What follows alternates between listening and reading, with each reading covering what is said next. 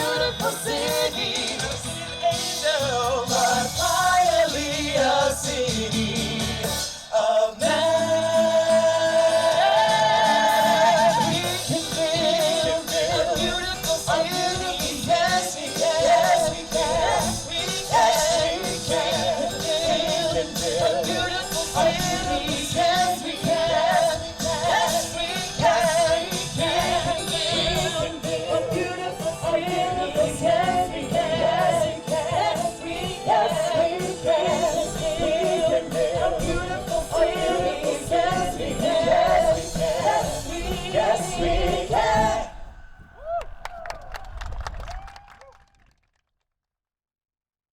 Thank you very much, our professional performers from Starlight Theater. When we contacted Starlight Theater to see if they'd be willing to send some of their performers this morning, they were quick to say yes, especially when we told them they would be honoring Miss Anita Gorman. Mrs. Gorman has been a long-term supporter of Starlight Theater. She helped them through some difficult times to challenge the budget and make those performances continue in that great tradition in Starlight Theater in Swope Park. And so they were glad to come forward, and thanks again for performing this morning. Thank you very much. I mentioned earlier the City of Fountains Foundation. They've been around for 49 years. They're again formed in 1973, and we have several members of that board here today. I want to start with Jim Fitzpatrick, our president. And then the rest of the board members, kind of wave your hands. I see a few people there. Casey Cassius, Pat Dunn. There's Alexis and Jocelyn and Joni are back there by the tent, so please check out the tent and learn more about our City of Fountains and some of the publications and information that they have. Being the president of the park board is a big job. It's a prestigious position to have throughout the city. It's got a long history of tradition, and someone needs to have a deep understanding of the city to be a park board president. They also have to have a passion for parks and care about what they offer throughout our city. In a normal year, the park board president is a big job. The last couple of years with the pandemic and the budget cuts, filling some leadership position has been a challenge, and Mayor Quentin Lucas made a good call when he named Jack Holland as the president of the park board. Mr. Holland.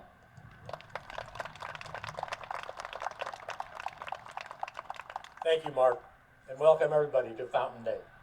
I'd like to introduce a number of key people who are here that make this whole effort worthwhile. City Council persons, Teresa Lohr,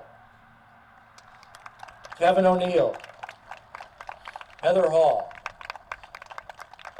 I'd also like to recognize some past Parks Commissioners, Alan Dillingham, Dave Mecklenburg, and Ann Garney, all of whom have contributed greatly to the success and the maintenance of the Parks and Recreation Department of Kansas City.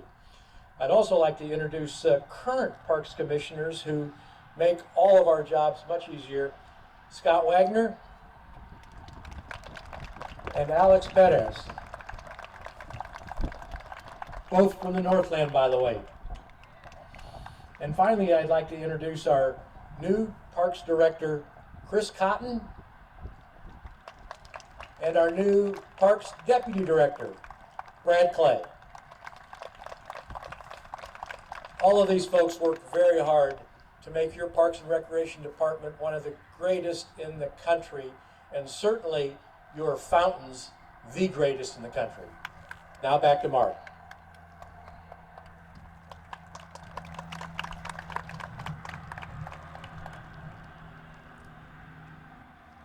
I'm going to introduce somebody else who's a former, like myself, Park Director, Jerry Darter. Good to see you, Jerry. Thanks for coming out this morning.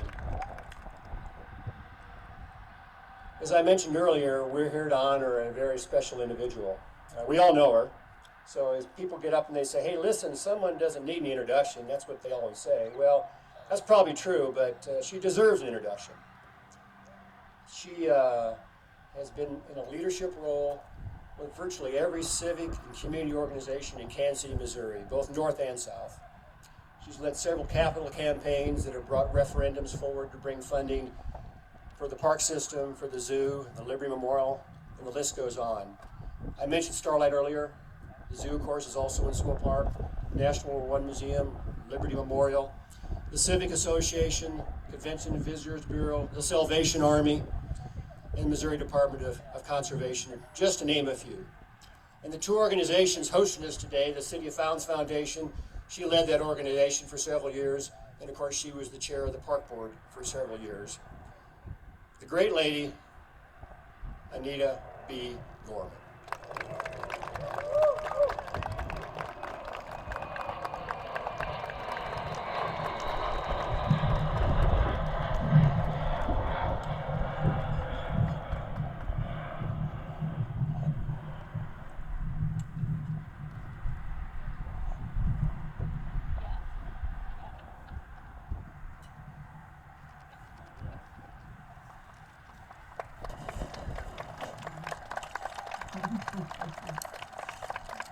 Thank you. Thank you.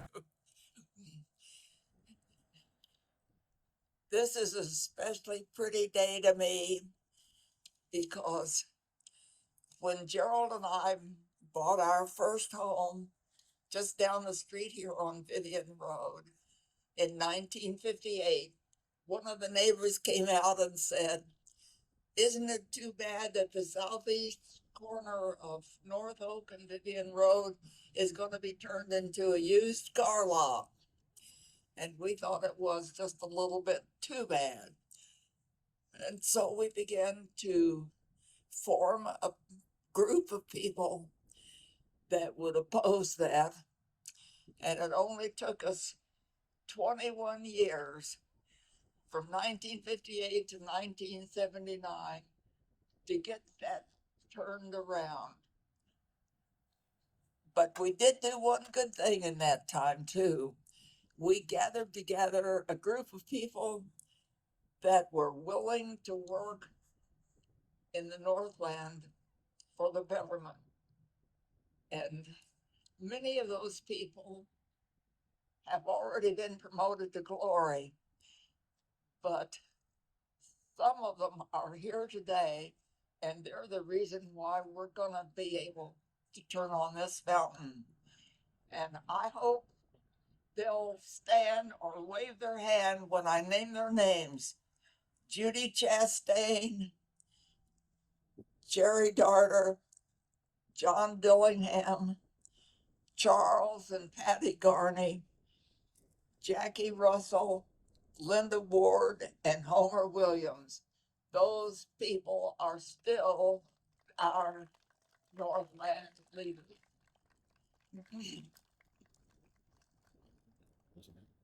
We're lucky to have them. But when we finally convinced the Midwest Baptist Theological Seminary that we needed to have a fountain, they agreed that they would give 3.5 acres of ground to the park board if we would agree to raise the money for a fountain. And they also demanded $150,000 in escrow to prove that we were going to do it. And Charles Garney wrote that check for $150,000. And he's here today.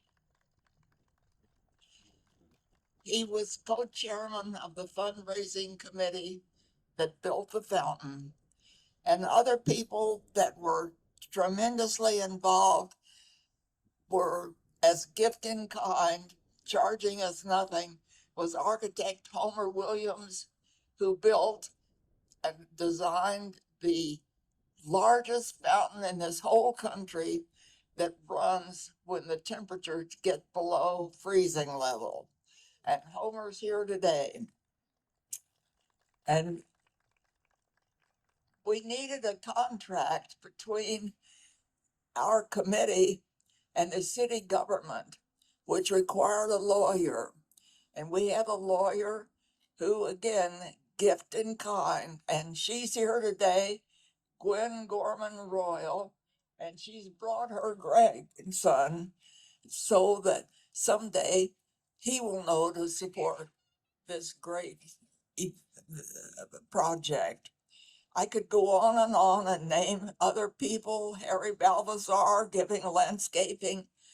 Mark McHenry was our overseer. Jim Hamill was the artist that did the painting. And Hallmark Cards made 300 copies of them so that we would have the money from selling those paintings to pay for the endowment fund, which I'm happy to say has grown and continues to support this. We just spent $55,000 here to do some work on the fountain. So finally, the people from the Press Dispatch, that was a newspaper then, and the Kansas City Star covered this to the point where we were able in 4 years to turn on the Northland Fountain. So that's why we're here today. And I want to thank you all for being here because I think it's time to turn it on. Well, we are going to turn it on, but in order to turn it on, we need a magic touch. That's what we need. So this is a magic wand that we're going to present to you this morning, Mrs. Gorman. And that's the magic wand that will turn the fountain on. And we're going to need a little more help from our Starlight performers. So if I can get Eric and Allison and Darrington and Christina back up here again, you're going to help us, right? Okay. So these 4 young folks are going to help you, Mrs. Gorman, turn this fountain on. So when I do like this, I think that's how it works. You guys, is that how it works? They're going to count. You're going to do that. Make sure you point it the right direction. Okay. 5,